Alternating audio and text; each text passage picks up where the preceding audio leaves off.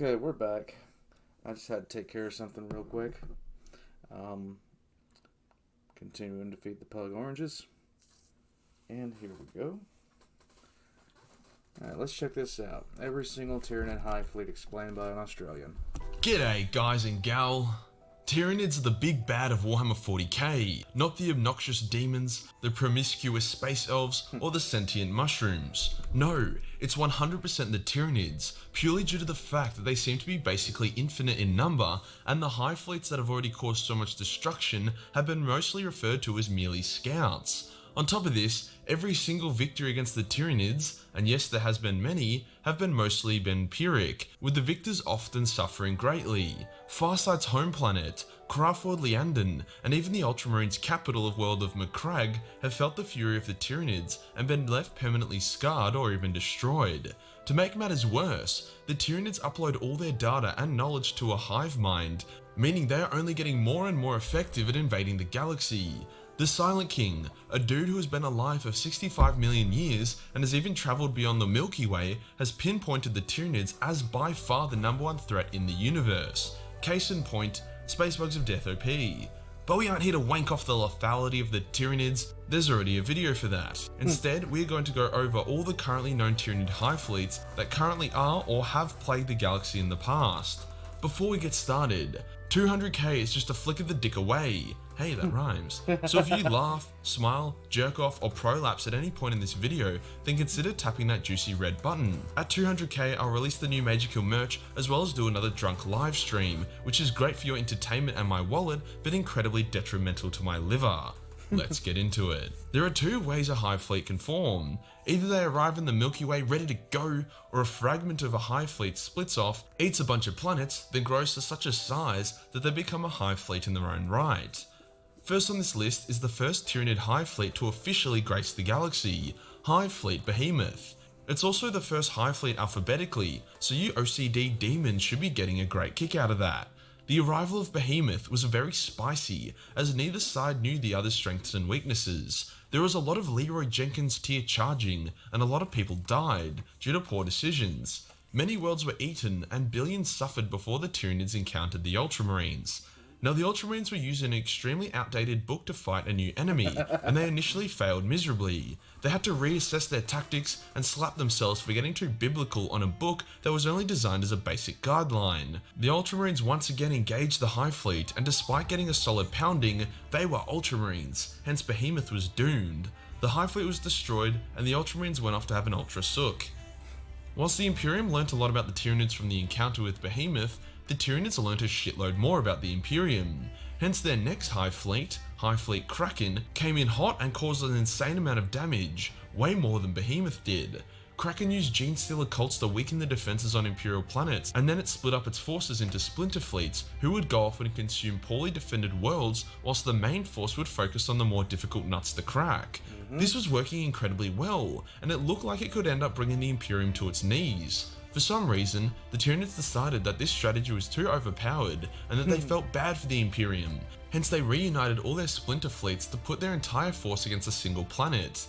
The Ultramarines arrive, do their ultra shit, and the majority of Kraken goes kaput. The remaining Hive fleet of Kraken then heads to Leviathan and skullfucks the shit out of it, wiping out most of it and only just being beaten back at the last minute by Prince Uriel wielding an overpowered God Spear, hence the end of Hive Fleet Kraken.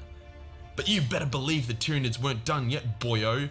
Hence the largest Hive fleet has recently arrived, Hive Fleet Leviathan. The war with Leviathan is ongoing and will take multiple battles to end, as this is kinda doing what Kraken did. The Imperium has scored a few wins against this bad boy, with Inquisitor Critman going balls to the walls to stop this invasion. He literally plotted the course of the Hive fleet and exterminated all the planets in their trajectory to deny the Tyranids resources.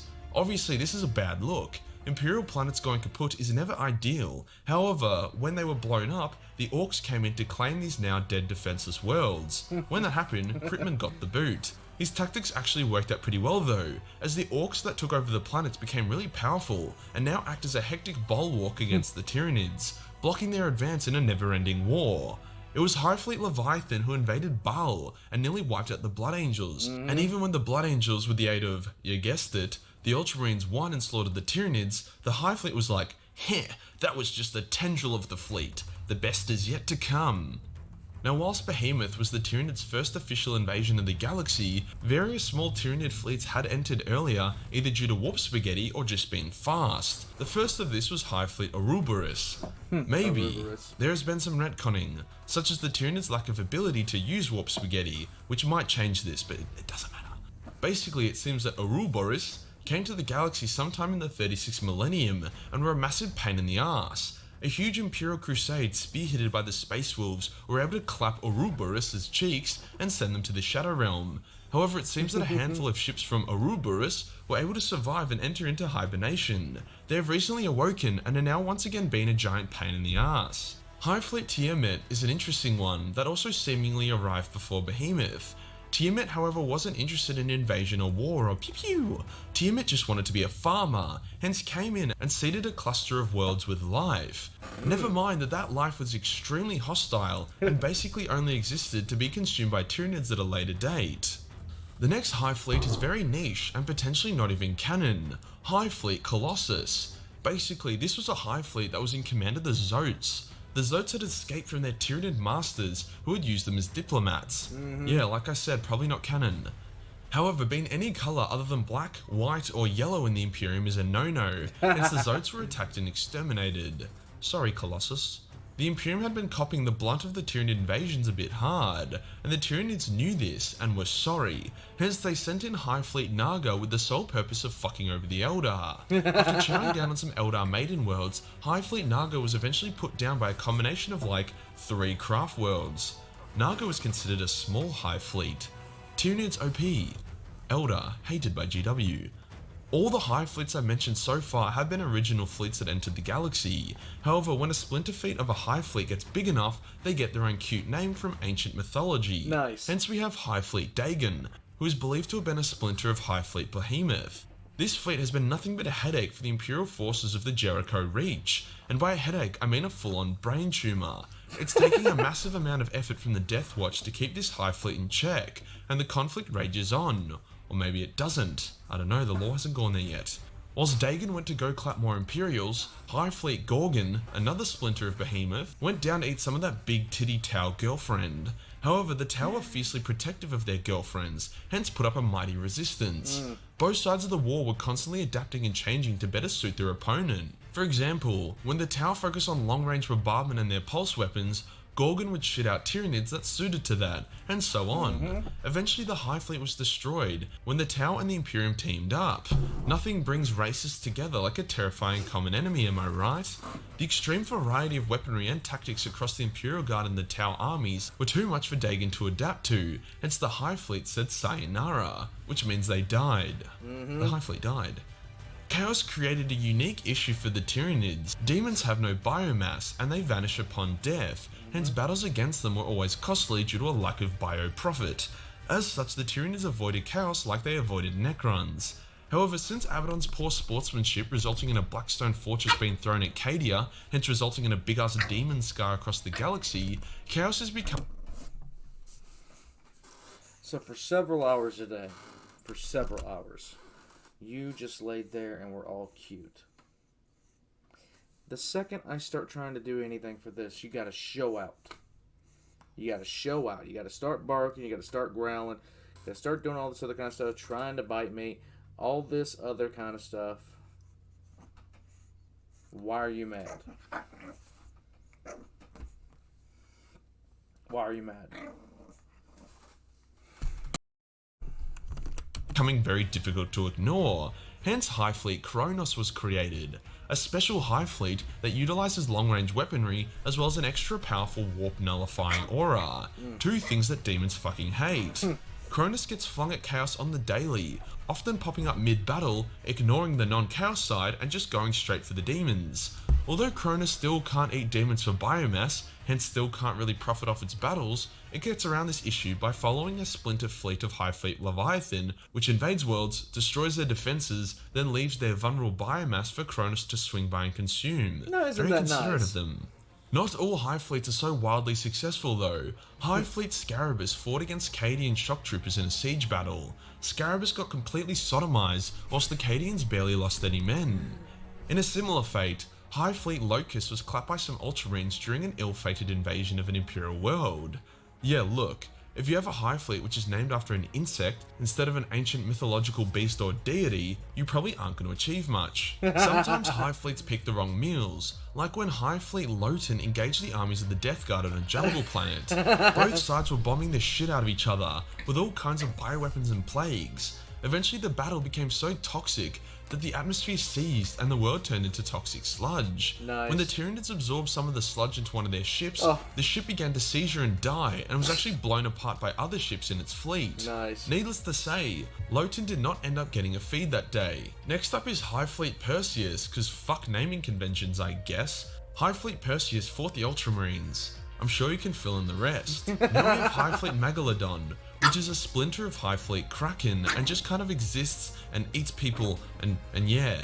Tyranid lore isn't the most fleshed out. They can't exactly do a POV book of some Tyranid dude for obvious reason. Next up is Hive Fleet Fleetmundier, which I definitely mispronounced, because apparently they ran out of Greek monsters so they had to go further up north.